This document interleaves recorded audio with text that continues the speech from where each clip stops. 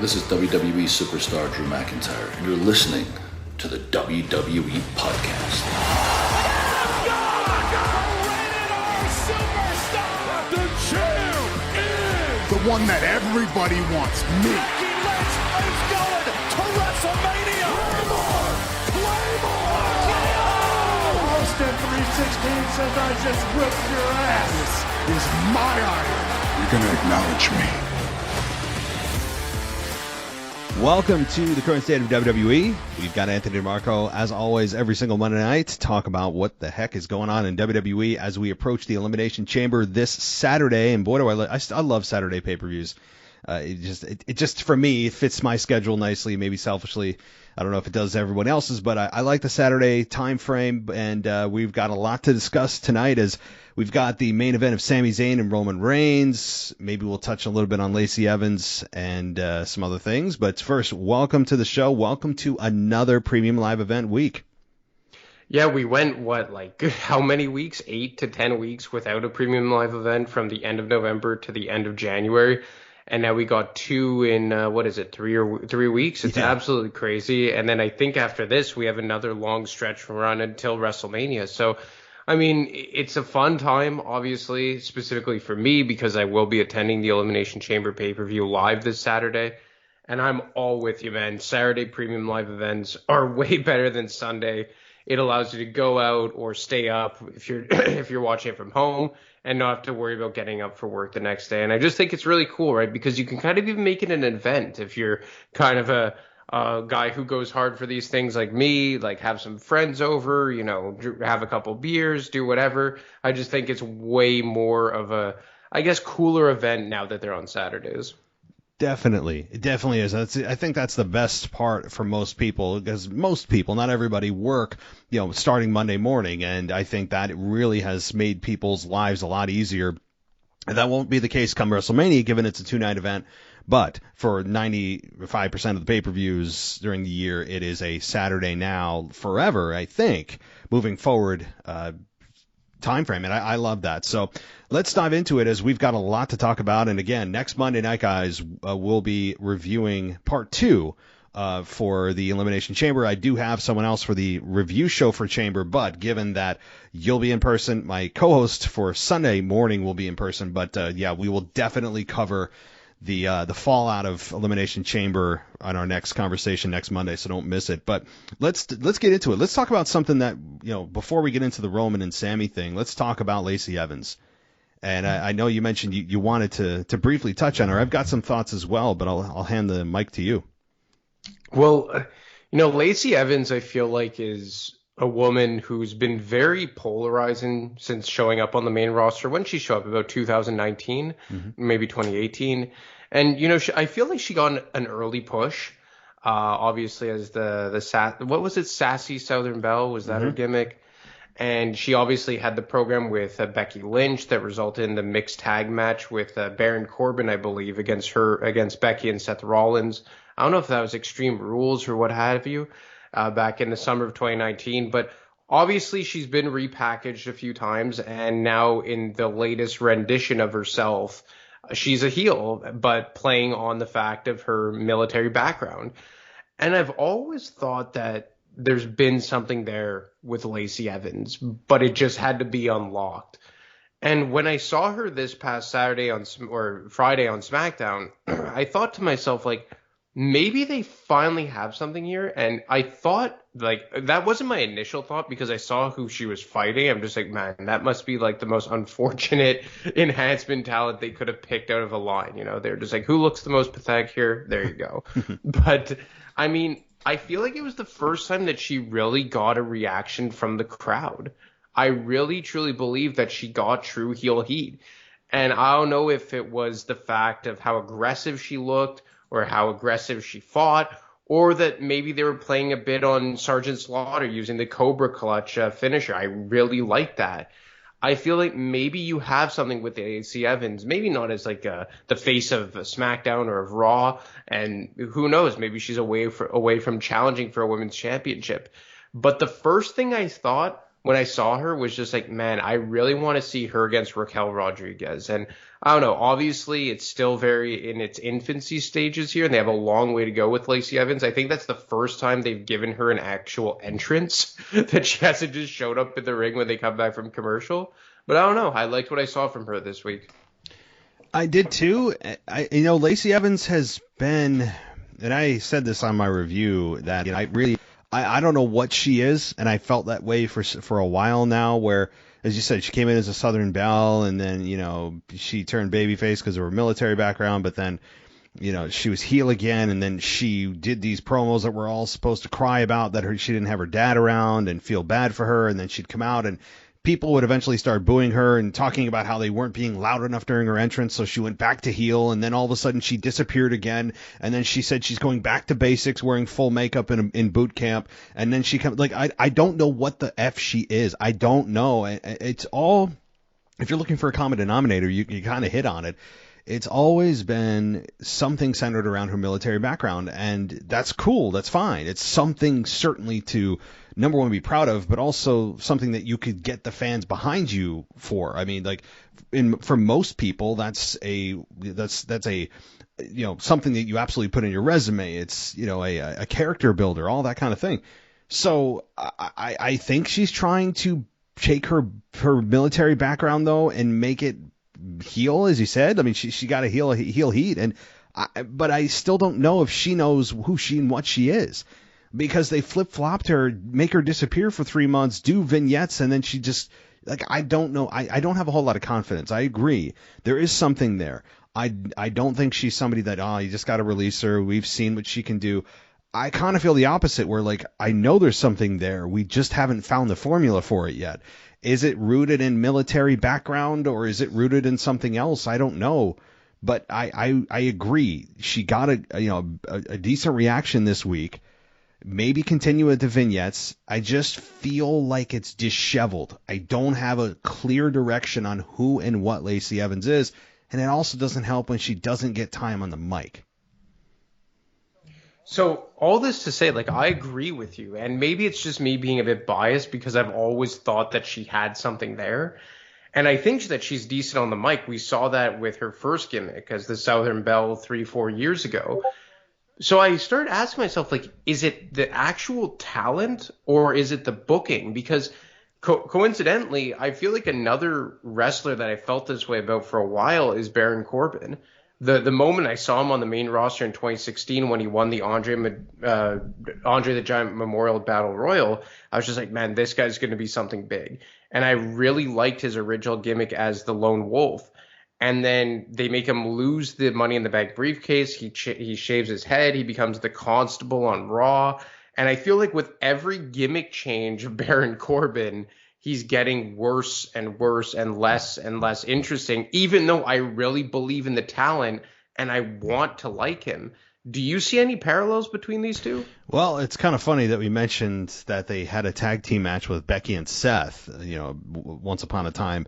They have paralleled themselves, of course, in their respective divisions of men's and women's. But yeah, there's some similarities there, and we even saw this past week, I don't know if you caught it, it might have been a WWE exclusive or something off of Raw, but we had JBL officially basically dump Corbin and saying, you're an embarrassment to my legacy, to be associated with you and all this stuff, and Corbin couldn't accept it and said, come on, man, you don't really mean that, and JBL was dead serious, right? He said he couldn't polish a turd. So they're done. And I'm all for that because I appreciate the effort. I see why on paper they tried that with JBL and Corbin to transfer the heel heat to Corbin. But the problem was JBL can still generate heat. He just isn't able to transfer it. And that's never been something that you're taught. Like as a wrestler, it's taught to generate it on yourself. So that's something that JBL's never had to do. And it never translated to Corbin at all. It was oil and water. They just didn't mix. That's all. It's nothing to be ashamed of. It just didn't work. That's all. So I'm glad that JBL is no longer associated with Corbin. But no, you're right. And I think that there are some parallels there where Corbin has been kind of just morphing his identity over the years. Nothing particularly stands out. Although I should say the best Corbin we ever saw was Bum Corbin. I mean, when he was super poor and had the ketchup-stained shirts, and he was like homeless on the street and begging for money, and like that to me was the most entertaining Corbin that I've ever seen. And I was hoping they'd get more mileage out of it. But outside of the poor Corbin, right now he's just boring Baron to me. Like, I don't feel anything for his character whatsoever. Do you think he has good talent? Which is my question, because I don't know. Maybe I'm just biased again, because I really liked him as the lone wolf. Like, I thought when he was a serious ass kicker, like not maybe a monster heel, but just like a really hard hitting tough guy heel, like maybe a bit like the Big Boss Man in that type of ilk. I know I'm going back like 25 years at this point, but that's just the first thing that came to my head. Like, not a monster dominating heel, but just like a blue collar ass kicking heel. And I just never understood why they pivoted to the Constable thing, because then, yes, like he just slowly but surely became more of a comedy act, and I didn't really understand that. Like, fighting in like a dress shirt, then he became King Corbin, which I mean it was okay for a bit, and then he became Bum Corbin, and then that was really funny, but they really fast tracked that for some reason. Like, obviously, he had the run there with Madcap Moss, which had, you know, it had a shelf life, but it was okay. And now, like, I don't even know. Like, when he was with JBL, like, I didn't even know what his gimmick was. It was like Happy Corbin, but it wasn't, and he was Baron again. Like, and I just, like, I don't want to blame creative, because it is also on the wrestler. And I guess that's a good transition to, like, Drew McIntyre. Because Drew McIntyre, to me, like, if you had asked me 2.5 years ago during the pandemic era, I thought this guy was going to be the top babyface for a while here. I thought they had finally found the top babyface for the foreseeable future. And I remember there was a quote of Triple H around Survivor Series 2020. It was about the fall of 2020 during the pandemic era, where he said something along the lines of, you know, if Drew McIntyre and Roman Reigns met, it would be like Hulk Hogan versus like the Ultimate War. Do you remember that? And I look at Drew McIntyre now, and he's in a tag team with the Bash Bros, and I'm just like, okay, I like them together. They're obviously real life friends. I like them both as in-ring competitors. For the most part, I like their characters. I am intrigued about where it's going to go with the Viking Raiders. I'm happy to see them getting some prominent like TV time. But I just can't help but feel like, have they forever squandered Drew McIntyre as a main event babyface? I don't think so, and the reason is, okay, he's in a tag team with Sheamus, the Bash Bros, whatever. I mean, I don't like them constantly, you know, saying banger after banger after banger, you know, 600 times. I mean, it's just like, enough is enough. But look, they're real life good friends. That usually translates well to in-ring and chemistry on air, usually, and it does. And they are believable and a badass team, and I think they're believable to beat the Usos. You know, while they haven't, they are a credible team, and one that I would be totally okay with beating the Usos for the tag belts. Now, again, that depends on what tag belts, because suddenly the Usos can defend either, and it's, even though it's unified, I don't know if anyone else has noticed that. But I think, yeah, Drew McIntyre, I don't think he's fallen off a cliff, but I think he's somebody that you can continually rotate in and out of the main event as needed. I don't think he'll ever be that guy, that top guy, that face of the company. But I think he could be at any moment in title contention. He's believable. He's shown he can do it. He carried the pandemic era on his back, and he did a great job of it. And I think he's somebody at any time that you could just plug and play into the main event. And at any time, I think he's believable to beat Roman. Hell, he's the only one that you and I and others have pointed to as the one guy over the last 2.5 years that was actually the first time Roman could drop the belt was against Drew. And it nearly happened. So, you know, and it was actually discussed in creative, as you and I have heard, and others, many reports with Triple H, and feeling it was too convoluted to do so. But it nearly happened. And so he's a guy that I think the crowd could get behind really at a moment's notice. I don't think he's fallen off a cliff, but certainly, yeah, he's down a peg or two right now, since, you know, WrestleMania season's around the corner, and I honestly don't know what the role is for Sheamus and Drew McIntyre as we get to WrestleMania. I really don't. I mean, I guess they could string out this stuff with the Viking Raiders. And I gotta say, I really like the Viking Raiders right now. Like, I feel like they found a role from them. Maybe it's a fan, and maybe it's because I'm a fan of the show Vikings that I'm really enjoying this. But I always felt like we would talk about it, when they were the babyface and they would come walking out beating their chest, and I was just like, what is this? Like, these guys are playing like Halloween dress up like on Monday nights and trying to get everyone to play along, but now it feels real. Not to say that I really think they're Vikings, but they just look psychotic now. They really just look like crazy guys, and that's what is always going to work for this gimmick, in my opinion. For me, it never made sense, and I think the addition of Valhalla, i.e. Sarah Logan, has really done wonders for them, and it's added a new element. So I am still interested in like the Banger Bros or whatever they're called, and I really do like Sheamus as well. I hope that he somehow gets another like singles run, significant. I don't know, like obviously not think about the IC title right now because Gunther's on a historic run, but I'd like to see him win that so he could be a Grand Slam champion. But I just look at those two guys, I'm just like, and McIntyre specifically because I just think he has more runway left than Sheamus. I'm just like, I think that there's something more there. And then obviously we go into the main event scene right now. And, we've been talking about, our, I guess, issues with Cody Rhodes in the main event scene and how we want to be Sami and all this. And maybe it's just me. Maybe it's like my hope and my fandom getting in the way of being realistic here. But after what I saw this past week, I'm starting to not be sold that we're going to see Roman versus Cody main event WrestleMania. And I'll leave it. I guess I'll kind of leave on a cliff here and just see what you have to say first. A cliffhanger. There you go. But have you changed at all what you think where they may be going for WrestleMania? Ooh. Okay, well, I didn't expect that. But now you've got me thinking. I haven't got that impression, but when I toss it back to you, I'm sure I'll go, oh, crap. Yeah, that could happen. Now, here's the problem I have with this, right? Like, do most fans believe if you polled them that Sami Zayn should be in the main event of WrestleMania? I think that if it was a poll done by WWE on Twitter and that would decide who the main event of WrestleMania is, I think most fans would choose Sami. I don't think it'd be a landslide. I think it'd be like 60-40, 59, like that's probably the skew, but I think most fans would want Sami. That said, I mean, WWE is heavily invested in Cody Rhodes, and Cody Rhodes coming back and essentially just being, again, we're all supposed to just accept him as a main eventer. We've been through this. Doesn't make any sense. He never was a main eventer, and he's the first guy back from AEW. Okay, cool, but that doesn't make you a main eventer. The fans have just bought along with WWE's just narrative that, yeah, he's a main eventer, and all the fans are like, yeah, I guess he is, and they just bought in.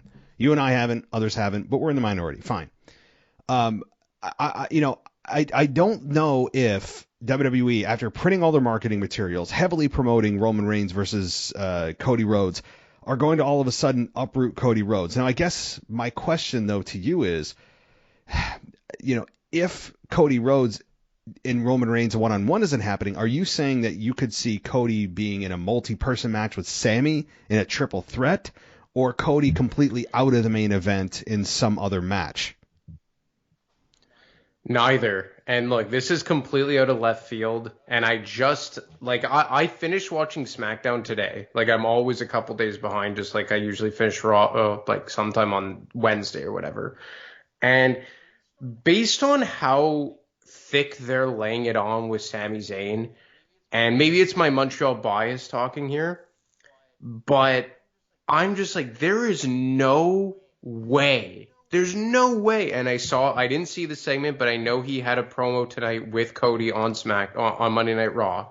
I don't know what happened, but I saw like a thumbnail that he showed up on Raw. And I'm just like, there is no conceivable way that WWE is just going to end Sami and Roman at the Elimination Chamber. But then you're right. They have to have Cody incorporated somehow. Like, he has nowhere else to go. He won the Royal Rumble. He's earned that right. And then I see what happened with Jey Uso on SmackDown and the long history with him and Roman Reigns and Sami Zayn saying, I acknowledge you, and teasing the end of the bloodline. And I'm saying, do you think Sami Zayn's going to win a chamber and face Cody Rhodes at WrestleMania, and you have Roman Reigns versus Jey Uso. Okay, well, so, okay, here's what I am with you on. Cody Rhodes has to be in the main event. And it's unfortunate, but at the expense, if Cody wasn't in the main event, I think it would be at the expense of winning the Royal Rumble and what winning that match means. I mean, you have to have Cody in the main event strictly for the respect of winning the Rumble. I mean, all of a sudden, if you start introducing possibilities of, well, he won the Rumble, but no, you can't mess with what winning the Rumble means. It's unfortunate. The integrity of it. So Cody's in the main event for a championship against Roman or the champion. Okay, the champion. But Cody, in his statement when he won the Rumble, said, "I want Roman Reigns." I hate that. I hate what Rhea did, calling out Charlotte, because it automatically makes that person it automatically tells you that person is going to keep the championship till WrestleMania, and everything that happens at Chamber is just a non-issue because that person's keeping it. It's ridiculous. They should name the championship they're going after, not the person. That said, with Cody Rhodes, he's most likely facing Roman because they're already telling that story with Paul Heyman last week on Raw. Now, again, I've seen nothing that happened on this week's Raw. I'm going to just completely, X out any news I hear. But with the Cody Rhodes and Paul Heyman interaction that most people have deemed as like the segment of the year, which I don't think it was, I wouldn't go that far. It was intriguing. It was fun. It was interesting. It was emotionally a roller coaster. Paul Heyman did a great job with his emotions as always. It felt real. And then Paul Heyman flips at the very end, hilariously saying that Dusty told me that he wishes Roman was the son he had, or something like that. I'm like, this is great. Like, I mean, it was great. And then Cody says at the end, that, your boy's going to pay at WrestleMania when I take the championship from him, or something like that. Completely negating everything he said at the beginning of the promo, saying that, well, it looks like I could be facing Sami Zayn at WrestleMania. And then again, at the very end, flips to the reality of it's going to be Roman. I mean, you could be right. Jey and Roman is a nice program. It's a nice program that makes total sense given how everything started with Jey and Roman. There's an absolute story there. But is that the hottest thing you can put on WrestleMania versus Sami in some capacity? I don't know. I still am of the belief that I'm going to go with, and this is an early spoiler, but I've been saying it for weeks. It's going to be Jey at the Chamber, looking like he's going to help Sami. It looks like the bloodline is on the way out. Things are collapsing. The world is falling, right? That's kind of what they've been trying to make us believe the last couple weeks. But I think at the end of the day, it's all just a ploy. Blood's thicker than water. That'll be the tagline or something. And Sami Zayn gets completely bludgeoned and loses the match. Jey costs Sami the match. Kevin tries to help. He gets beat down too. Roman stands tall. And then you have Cody come out at the end to make people happy and lay out Roman with a crossroads or something. And then, that's how I think it ends. But I agree. It's difficult to imagine a program this hot not concluding at WrestleMania, and Cody comes out of nowhere with no story and a cold start that we have to just start all over again to get us ramped up for Mania when we've already got something right in front of us with Jey and Roman, or Sami and Roman. I'm with you. Yeah, no, what you laid out is way more realistic, and if I take the fandom out of me, it makes a lot of sense what you just said. And I guess that would be a way to get nuclear heat on Roman Reigns to pull that off in Montreal, right? And it all makes sense. It really all does make sense. It's just the way I was watching it this week, specifically on SmackDown with Sami Zayn, I was saying, like, if it does play out that way, the way you just laid it out, which makes the most sense and probably is going to happen, like, where does Sami go from? Like, is it a tag match? Like, I would assume it would have to be, it wouldn't even be a tag match. I feel like it would have to be a one-on-one match with Jey. Like, they are doing too much character development with Jey that I feel like at one point or another, or one way or another, rather, he is going to have a one-on-one match at WrestleMania. So, like, do you think that it's destined to be the tag match with KO and Sami versus the Usos? Or do you think that Jay's character development is leading us to a one-on-one match, or do you think that's all part of the big ploy as well? The problem is you have the tag team titles involved. If the tag team titles weren't involved, I would say Sami versus Jay makes total sense. Given their history, given all the tension that started their relationship, and Sami lied to Jay, and Jay tried to forgive him, and found out he lied later on, and all of that. I think if the tag team titles weren't involved, the answer is yes, one-on-one Sami and Jay. Now, the problem is you can't keep the tag titles off of WrestleMania. So unless Jay's doing double duty, which he's not, how do you get there? You can't. You got to choose one or the other. And then where does that leave Kevin Owens? One-on-one with Jimmy? I mean, it doesn't make sense. So I like Jay versus Sami. That is again, the problem is you're at WrestleMania. WrestleMania, ups the stakes. Like if we were in the middle of the summer or like it was after Mania, I'd be like, yeah, definitely here and definitely here. It's not Mania, so they can do this and that. WrestleMania, there's not as much flexibility because you have to make the biggest match possible. I mean, that's just kind of the way it rolls. And Sami versus Jay, while it's fun, I don't know if WWE believes it's the biggest victory that they can give Sami when no championship is on the line. There's a ton of history between Kevin and Sami Zayn. I mean, their friendship is essentially from the womb. And then you have the Usos who have a 500-plus day reign. That what would be more satisfying if Sami's not going to win the Universal Championship at WrestleMania? What would be more satisfying than having him and Kevin, best friends, real-life best friends, and all the history they have, taking down the Usos, taking the gold away from the bloodline? If I'm going to choose between the two, I get why WWE would choose to have Kevin and Sami dethrone the Usos and stand tall with the tag belts if there's no other option.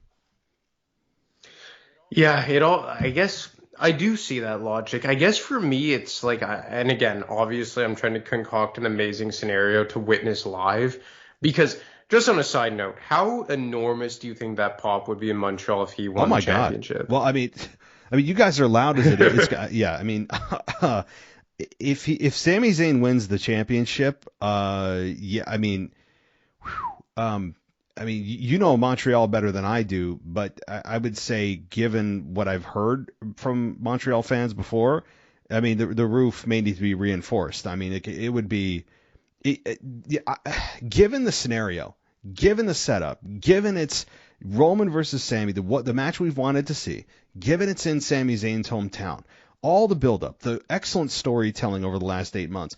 I mean, this is the crescendo. I mean, there is no better time to pull the trigger. The problem is Roman Reigns is champion, and they want to get to 1,000 days, I believe. They already mentioned this past week on SmackDown he's at 900 days now, over 900. Like they mentioned that. And so I said, well, yeah, that's kind of done and gone for Sami, which sucks. Now, do I think there's an outside chance, like a 5% chance he could win? Yeah, just to shock the world. I think there is that chance. But then WWE would say, well, Cody Rhodes versus Sami Zayn for WrestleMania? That doesn't sound like a big time main event. I think they'd have a problem with name value and Roman not being included. Because where does that leave Roman Reigns? Like it's getting a rematch at Mania and then it's a triple threat, I would imagine. Well, would you, like, let's say you're Triple H, you're in the big chair, you have to book this, like you take over right now, you jump on this moving train and you take over creative, and they say, okay, you have full reign to book the Elimination Chamber. How would you book it? Would you book Roman Reigns to win? Like, and this, you could take it all the way to Elimination Chamber. Like, at this point, do you think the best course of action is just to go with Roman versus Cody? Ooh, yeah, I never took it to be if I was actually in charge. It's tough. I mean, I don't envy their position. I'm not saying this is a easy slam dunk. Well, just do this. Make Sami versus Roman. It's not that easy because of the Cody Rhodes win. They really booked themselves into a damn corner. They're foolish for doing that. I believe. I mean, they're the ones that kind of shot themselves in the foot doing all this for Cody. I think it's going to backfire eventually when fans realize it's too much too soon and that Sami Zayn is being kicked out of the main event because of the Cody Rhodes win. I think fans are going to eventually put the puzzle together and go, yeah, wait a minute. But if I was in charge of creative and Triple H called me right now and he was like, hey, we don't know what to do. Whatever you say, we're going to do from Chamber to Mania. Again, not easy, but here probably what I would do is, and this sounds a little bit not crazy, but it sounds, I guess, something different from everything else I've heard. I would have Sami win, but what I would have him, I mean, the fans will go crazy. It's a moment. Social media is blowing up. Oh my God.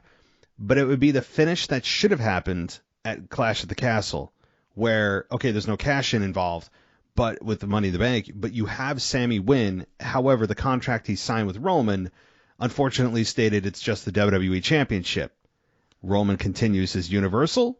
Cody still chooses Roman. Fine. And then we have Sami Zayn at WrestleMania with a championship. He could transfer it to Raw. People would love that. I mean, okay, and then you could easily find opponents for Sami Zayn at WrestleMania. I mean, you could find, hell, I mean, Seth Rollins, I keep throwing in there every time. You know, that's how I would book it. Kevin Owens, I mean, you could find an opponent for him pretty quickly. He works great with any and everyone. You could even throw him in that match. The problem is, well, then what do you do with, you know, KO and Sami? Somebody's got to be a heel and babyface. But that's what I would do. I'd have him win, split the belts, and then Roman Reigns would face Cody one-on-one at WrestleMania. Sami would find opponents. Kevin would find an opponent. And that would be that. And then you get a belt over to Raw. Isn't it crazy that we always come back to splitting the championships as like the solution to everything? You could have your cake and eat it too. It doesn't have to be this complicated.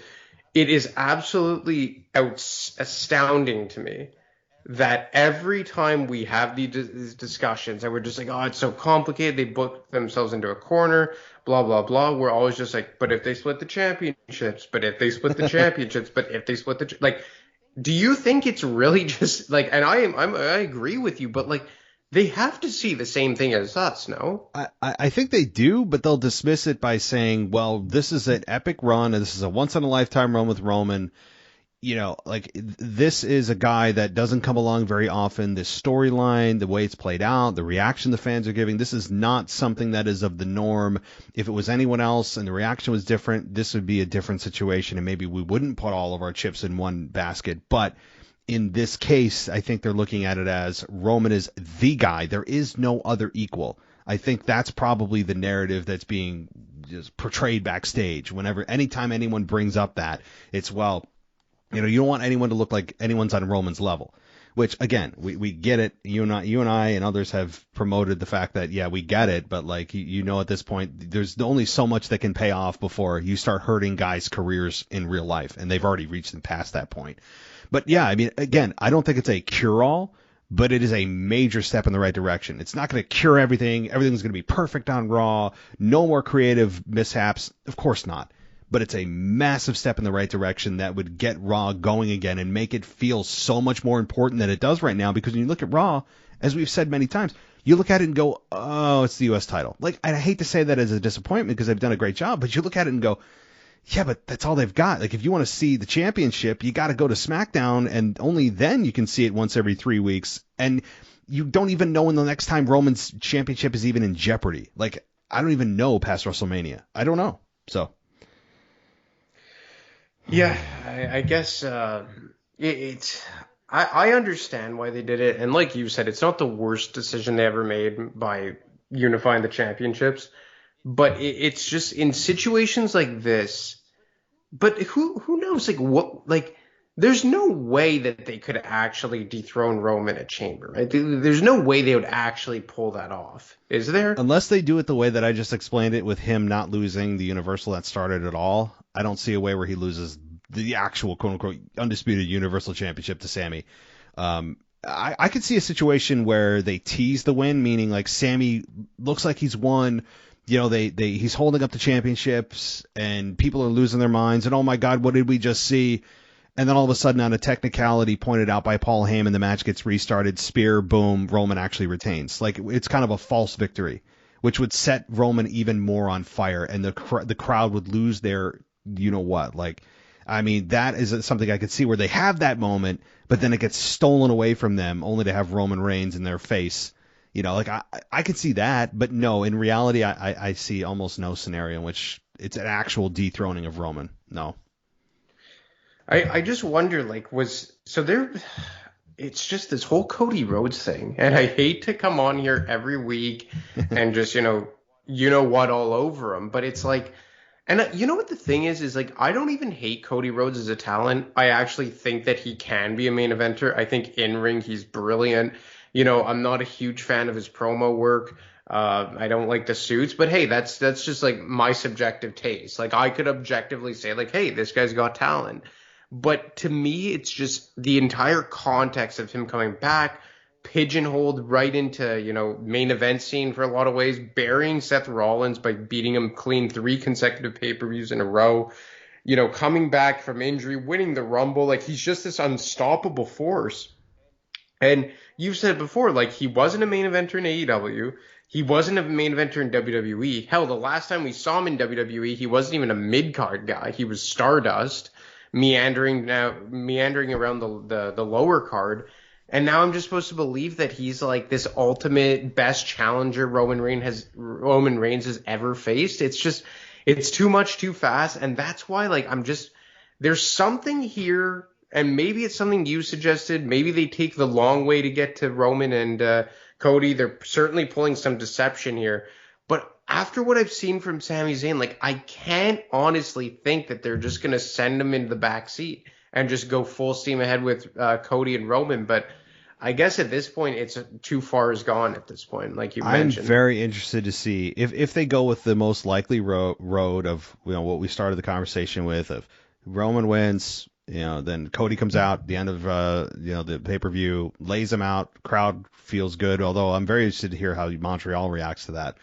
And then it's KO and Sami versus the Usos, and then they beat the Usos at WrestleMania, and I think Roman Reigns is probably going to retain at WrestleMania. That's the most likely. The smart money's on that. I mean, the scenarios you and I laid out are not impossible. They're just not likely. And I don't know. I'm not disappointed in this match with Sami and Roman, or rather, I'm not even, as you said, disappointed in Cody Rhodes returning. I'm just, the timing of Cody Rhodes' return is, I think, the worst part of this, and that he hasn't lost a match since he returned. Okay, he got injured, and he has essentially been on the shelf majority of his return, but still, again, he buried Seth Rollins. He hasn't lost a match since he returned. They shoved him down our throats with promo after promo after video after video after video after video. Essentially, the December 31st edition of Raw. Since then, he's been in our faces all the time, every day for every show. And then he wins the Rumble. But oh no, he didn't just win the Rumble. He won it at number 30, the most privileged position you could possibly obtain in the Rumble. And then he says he outlasted 29 other men, which is just an insult. It's an insult to intelligence as a whole. That statement is just the bane of my existence, especially when you come in. If you're not number 1 or 2, you can't claim that at all. That said, so I mean, he's coming in and they're playing the heartstrings, like they're trying to use Daddy. They're using Paul Heyman, and they did a great job of it. I'm not saying they're not, but you and I and others that feel the way you and I do have already made our minds up that there's nothing they can do to make Cody Rhodes appealing to us as a babyface in this position for this WrestleMania. There's nothing they can do. Exactly. They can't do anything, and I think they're smart enough to know that. So they're like, we're just going to forge ahead. We're listening to the crowds. The majority seem to be for Cody, for this position, but I think there's going to come a time, and I think it's going to be around or shortly after WrestleMania, that the crowd starts to realize, if the most likely scenario plays out, that they start to turn on Cody. I really believe that is a real possibility, especially even at Mania, when fans go, wait a minute, why the hell isn't Sami in this main event again? I really see a possibility of Cody getting booed at Mania. Not out of the building, but not the full support he's hearing now. I think as fans start to smarten up about this and realize the scenario, especially after Chamber, of what's likely to happen, I think there could be some backlash in Cody's direction headed towards WrestleMania.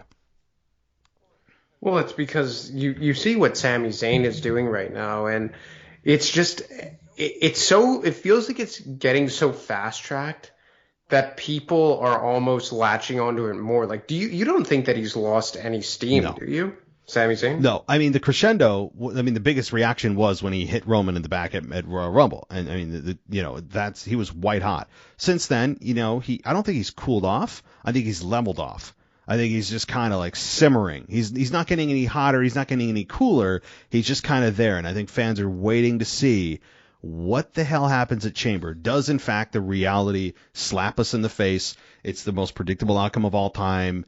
Okay, Cody shows up to make us feel good, but that doesn't really make us feel any better because it's just another signal that Cody is, in fact, going to face Roman and Sami's out of the main event of WrestleMania. So do I think that there's a possibility that Sami pigeonholes and strong arms himself into the main event like Daniel Bryan did at WrestleMania 30 with Randy Orton and Batista? Do I think there's that possibility? I think there's that possibility, but it would come at the expense of turning Cody Rhodes heel. I mean, like, there's no doubt about it. Do you think, and this will be our final question because we could go on forever about this, do you think that there's a possibility of some scenario like that where when Daniel Bryan just forced himself, and the fans forced Daniel Bryan into that main event of Batista versus Randy Orton, and in this case, do we see that happen with WWE knowing that if the fans are going to be forced to choose, they're going to go with Sami Zayn and Cody Rhodes is going to be a heel in that scenario? Do you think there's anything like that possible? Well, I think it's possible just because I don't think that a payoff for Sami Zayn, other than being in that main event, is going to satisfy the fans. And the difference here is, and we've drawn the parallels between this story and the Daniel Bryan stuff in 2014 several times, but the difference here is that most fans are super behind Cody Rhodes.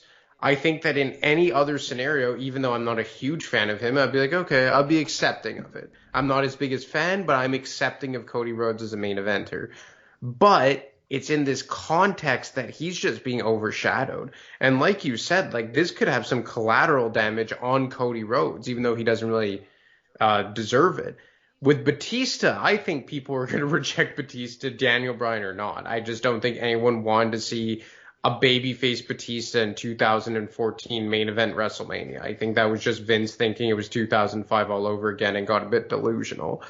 So, like, if Sami Zayn does force his way into the match, I think that it would be more of a split, but I certainly think it would err more in the favor of Sami Zayn.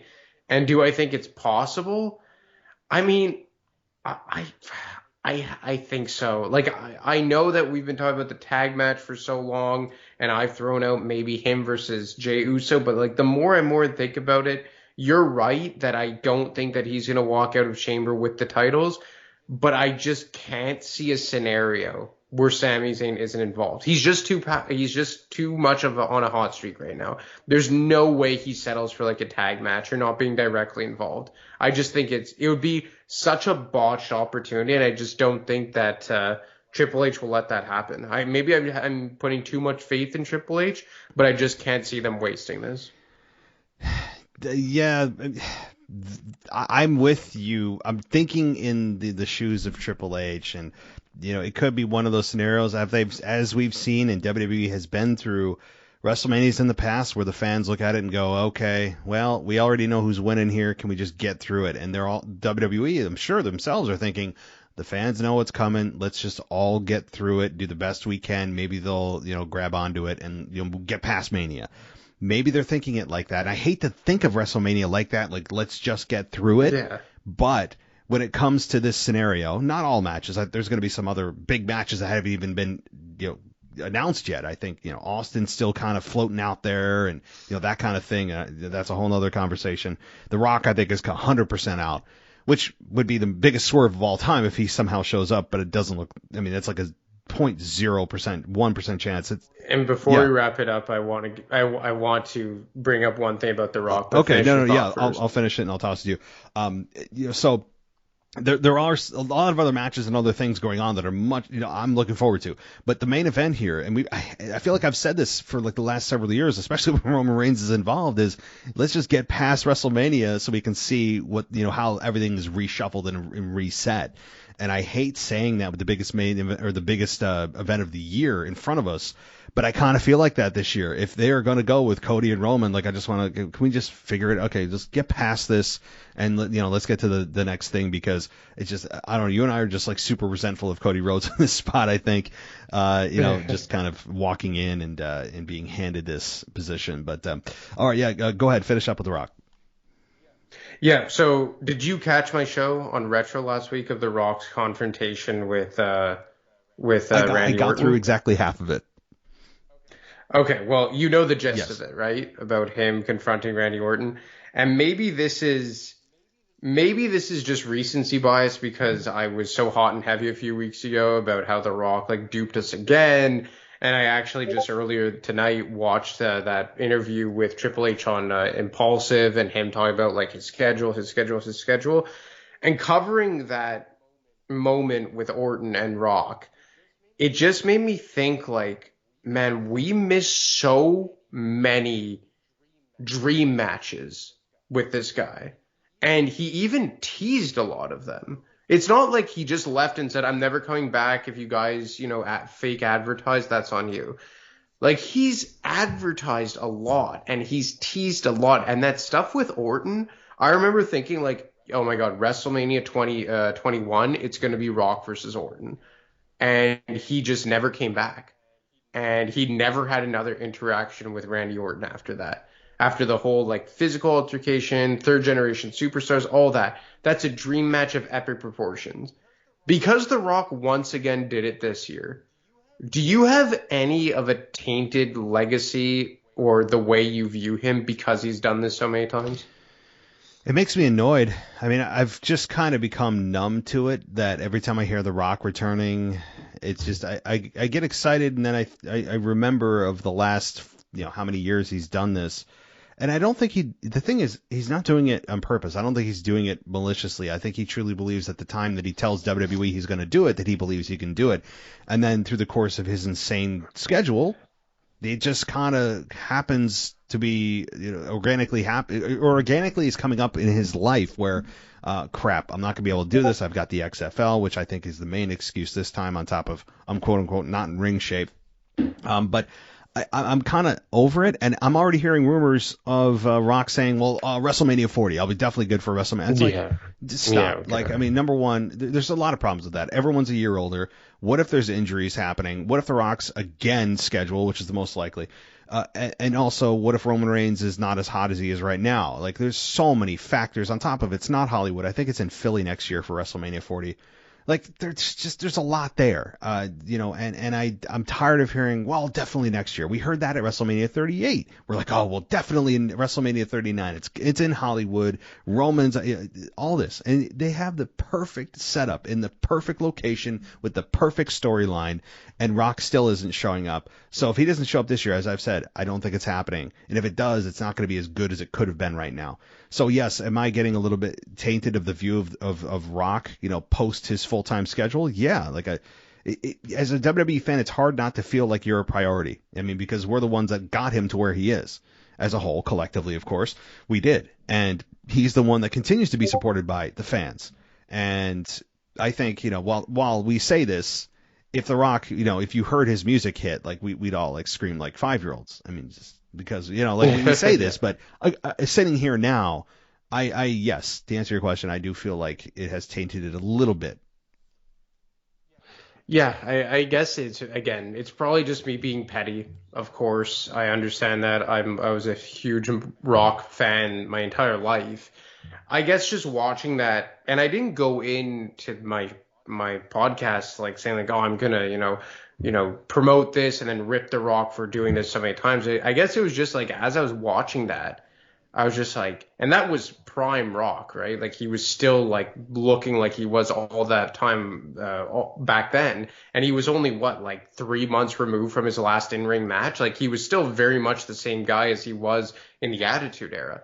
And I just thought, like, man, imagine him versus Randy Orton at like WrestleMania 21 or 22. Like, and then think about all those matches that we could have had along the way. And obviously he came back and did the back-to-back matches with John Cena. He had 2 matches with CM Punk. So we did get some of those matches, but Randy Orton and The Rock, to me, it was one of those scenarios where the storyline does kind of write itself. And they even teased it with a physical altercation, with a tag match at WrestleMania 20. I don't know. Again, I don't want to go too far back and, crap all over the guy, but he's done it a lot. And you think about, I mean, especially the Triple H thing at the, I forget the whatever 10th edition of, or 20th edition of SmackDown, whatever the hell it was.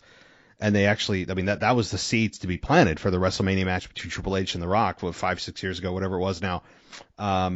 And yeah, I mean, The Rock has a history of doing this. I don't know how much remorse he has, feeling, counting his money all the way to the bank. I mean, like I'm sure there is wrestling in his blood, and I do believe he still loves this, but I think he realizes he doesn't need to put his body through hell to make, the life he wants. And he's the king of Hollywood. So he's making, God knows how many tens of millions, hundreds of millions of dollars. So if he ever came back, it's out of a labor of love. I mean, he's not going to be making, the money he's making in Hollywood. He'd make a good payday, but it's not consistent. And he knows that. And he knows that where his bread is buttered is in Hollywood, not in WWE anymore.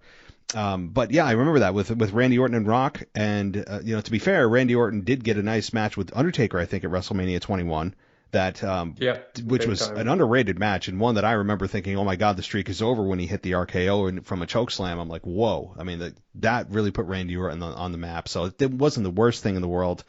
But you think about HBK and The Rock. How the hell did that never happen? And HBK and The Rock could have happened. I mean, Shawn Michaels was in the prime of his second run. I mean, you could have had The Rock and HBK. I really feel like we got cheated on that. But, yeah, I mean, you look at through the history, of course, so many dream matches that could have but never would have. All right, well, God, we could talk forever about this, but let's wrap it up here. Do you have any final thoughts or anything else you want to share?